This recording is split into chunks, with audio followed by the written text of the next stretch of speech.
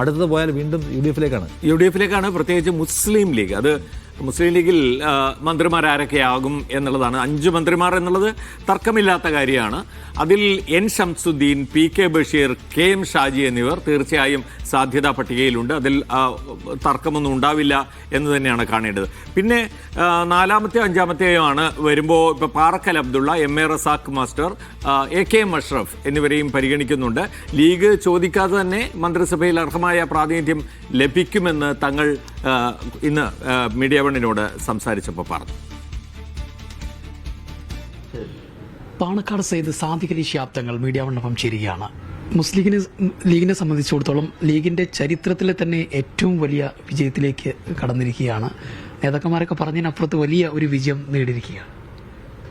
ശരിയാണ്. മുസ്ലിം ലീഗ് കഴിഞ്ഞ കാലങ്ങളിൽ നിന്നൊക്കെ വ്യത്യസ്തമായി ഇത്തവണ നമുക്ക് 22 സീറ്റുകളിൽ വിജയിക്കുവാൻ കഴിഞ്ഞിരിക്കുകയാണ്. 27 സീറ്റിലാണ് നമ്മൾ മത്സരിച്ചത്. 2-3 സീറ്റുകളിൽ വളരെ കുറഞ്ഞ വ്യത്യാസത്തിലാണ് പോയത്. അതിൽ ഞങ്ങൾക്ക് വലിയൊരു വേദനയുണ്ട്. സംസ്ഥാനത്ത് ഒരു UDF തരംഗം ഉണ്ടായി എന്നുള്ളത് തന്നെയല്ലേ നമുക്ക് മനസ്സിലാക്കാൻ കഴിയും. തീർച്ചയായിട്ടും ഇപ്പോൾ 102 സീറ്റിൽ ഐക്യ ജനാധിപത്യ മുന്നണിക്ക് ജയിക്കാൻ കഴിഞ്ഞത് തരംഗം കൊണ്ട് തന്നെ ഈ സംസ്ഥാനത്ത് ആഞ്ഞടിച്ചൊരു തരംഗമാണ്. ഈ ഭരണവിരുദ്ധ വികാരത്തിനൊപ്പം ഒരു പിണറായി വിരുദ്ധ വികാരം കൂടി ഉണ്ടായിരുന്നു. കാരണം അദ്ദേഹം മത്സരിച്ച സ്വന്തം മണ്ഡലത്തിലും സ്വന്തം പഞ്ചായത്തിലടക്കം പല ഘട്ടങ്ങളിലും 6 റൗണ്ട് വരെ പോകുമ്പോൾ പിറകോട്ട് പോകുന്ന ഒരു സാഹചര്യം ഉണ്ടായിരുന്നു. അതെ, മൊത്തത്തിൽ അതിപ്പോൾ ഒരു വ്യക്തിയുടെ മാത്രം പരാജയമായിട്ട് അതിനെ ചെറുതായി കാണേണ്ടതില്ല. പക്ഷേ ഇപ്പോൾ കഴിഞ്ഞ 10 വർഷക്കാലമായി കമ്മ്യൂണിസത്തിന്റെ പിറകോട്ടടിയാണ് നമുക്ക് കാണുവാൻ കഴിഞ്ഞിട്ടുള്ളത്.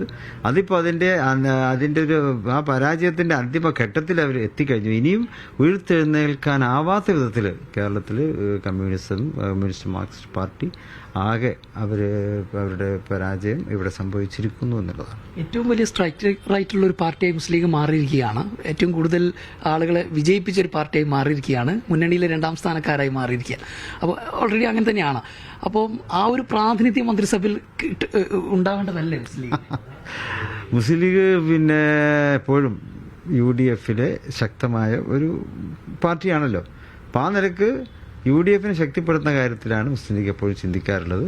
പിന്നെ മുസ്ലിം ലീഗിനെ മനസ്സിലാക്കാനും മുസ്ലിം ലീഗിന്റെ കാര്യങ്ങൾ ഉൾക്കൊള്ളാനൊക്കെ എപ്പോഴും ഐക്യ ജനാധിപത്യ മുന്നണിക്ക് സാധിച്ചിട്ടുണ്ട്, UDF നേതൃത്വത്തിന് സാധിച്ചിട്ടുണ്ട്. അപ്പോൾ ഒരു ഏറ്റുമുട്ടലില്ലാതെ തന്നെ പരസ്പര സഹകരണത്തോടെ തന്നെ മുന്നോട്ട് പോകുവാൻ ലീഗിനും UDFിലെ മറ്റു കക്ഷികൾക്കൊക്കെ തന്നെ സാധിക്കും. ഒരു കാര്യം കൂടി, അതായത് ഈ വെള്ളാപ്പള്ളി നടേശൻ ഉൾപ്പെടെയുള്ളവരെ ഈ റിസൾട്ട് വരുന്ന തൊട്ടടുത്ത ദിവസം വരെ മുസ്ലിം ലീഗിനെ കടന്നാക്രമിക്കുന്ന ഒരു സാഹചര്യം ഉണ്ടായിരുന്നു. പല ഘട്ടങ്ങളിലും അതിനെ വേറെ രീതിയിലൊക്കെ പറയുന്നൊരു സാഹചര്യം ഉണ്ടായിരുന്നു.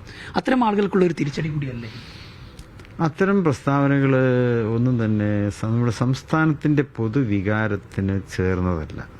സംസ്ഥാനത്തിന്റെ പൊതുവികാരം എന്ന് പറയുന്നത് മതസൗഹാർദ്ദത്തിൻ്റെതാണ്, സാമൂഹ്യമായിട്ടുള്ള സഹവർത്തിത്വത്തിൻ്റെതാണ്.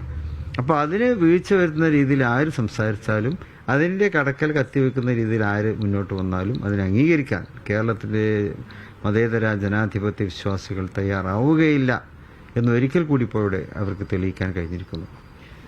ഏതായാലും മുസ്ലിം ലീഗിനെ സംബന്ധിച്ചിടത്തോളം അഭിമാനകരമായ ഒരു നേട്ടമാണ് ഇത്തവണ ഉണ്ടായിരിക്കുന്നത്. ഈ സ്ഥാനാർത്ഥി നിർണ്ണയവുമായി ബന്ധപ്പെട്ടൊക്കെ സാധിക്കും തങ്ങൾ ആ പ്രഖ്യാപനം മുതൽ തന്നെ അത് വലിയ ചർച്ചയാവുകയും വലിയ രീതിയിൽ അതിന് അഭിനന്ദനം അറിയിക്കുകയും ചെയ്തിരുന്നു എന്നുള്ളതാണ്. ആ ഒരു തീരുമാനം വളരെ വലിയ വിജയമായിരുന്നു എന്ന് വ്യക്തമാക്കുന്നതാണ് ഇപ്പോൾ മുസ്ലിം ലീഗിന്റെ ഈ ഒരു തെരഞ്ഞെടുപ്പ് റിസൾട്ട് വ്യക്തമാക്കുന്നത്. ഏതായാലും വലിയ ആത്മവിശ്വാസവും വലിയ ആഹ്ലാദത്തിലുമാണ് പ്രവർത്തകരും നേതാക്കന്മാരെല്ലാം. ഇപ്പോൾ സാദിഖ് അലി തങ്ങളാണ് അവരുടെ ആ സന്തോഷം, ആ കാര്യങ്ങൾ നമ്മോടൊപ്പം മീഡിയ വണ്ണിന് പങ്കുവച്ചത്.